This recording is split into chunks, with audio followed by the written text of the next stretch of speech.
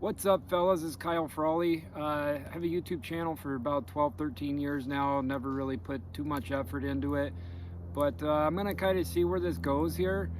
Just to tell some of my crazy travel stories. I think I'm going to release like one a week of a different country, out of 144 countries. I haven't had a ton of bad experiences, but I've had, you know, enough. About one out of every 100 days. When you travel 6 to 10 years, I got quite a few. See how this goes of Kyle's crazy travel stories. And let's go with episode one. I'll be in Mexico. So 2015, I went to Cabo, Loreto, La Paz, and the Baja, and all the way up to Tijuana. Even did Ensenada, which is right next to Tijuana, and I think it's like zone 14 or something like that. But so I go out and party because there's not a whole lot. Fuck. Oh, sorry. Battery just went low. I just went out to party, end up like drinking a lot, kissing this girl. About 10 minutes later, another girl pulls me by the shirt, like this, and pulls me aside and says, I want to kiss you too. That's my girlfriend. I want to see why she can't keep her lips off you. And then I'm just like, okay, I now know. I know why she won't stop kissing you. But anyway, I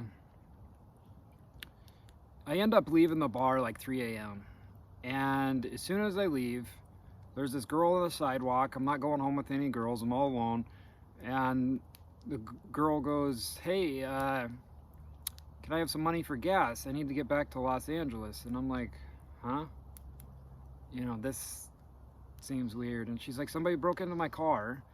They broke out the window, and it's a legitimate situation. Just, you can even look at the car. It's right over there. And I'm like, huh? I'm drunk. Like, why do I want to see your car as a window broken out? She's like, just go look at it. So I end up looking at it, and the window is broken out. As soon as I get to the car and I start to turn around, somebody pushes me like really hard, and it didn't hurt me. And I think I was like 30 at the time. Back in the day, I wasn't afraid to fight. I know how to handle myself. I got nothing to prove now. 3-time All-American wrestler in college. But I just don't feel like fighting anymore, and I walked away. So after I walked away,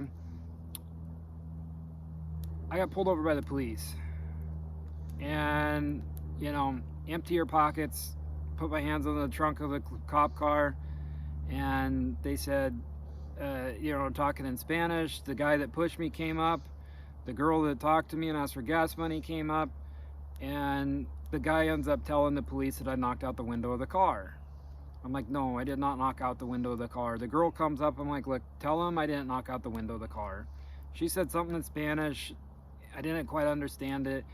And then the police asked, like, did you offer to pay her for sex? And I'm like, no. And you hear about these stories all the time in Mexico. And I thought I was going to jail, for sure. So she ends up saying a few words, saying like, hey, something in the Spanish, and they ended up letting me go after like a $5 bribe. But I was scared shitless. I don't do drugs. I never have. And it really doesn't matter if you do drugs or not. Whatever they think you did, you're probably guilty. And I mean, they've impounded people's cars in Mexico, kept them there for 20 days, and they won't let you get it back. And I mean, it's a shady situation. But that's my story of Mexico. This is episode one. I mean, I got quite a few crazy stories. Nepal. I got Guatemala. I got Colombia. So I got quite a few from around the world. And I think like every week I'll share one story, see how it goes. Hopefully some people enjoy it. Please don't criticize me too much. I know most of these situations have alcohol involved and not the best logic, but I just hopefully you guys aren't too judgmental about it. Crazy things happen to a lot of people, and I own my mistakes, but anyway.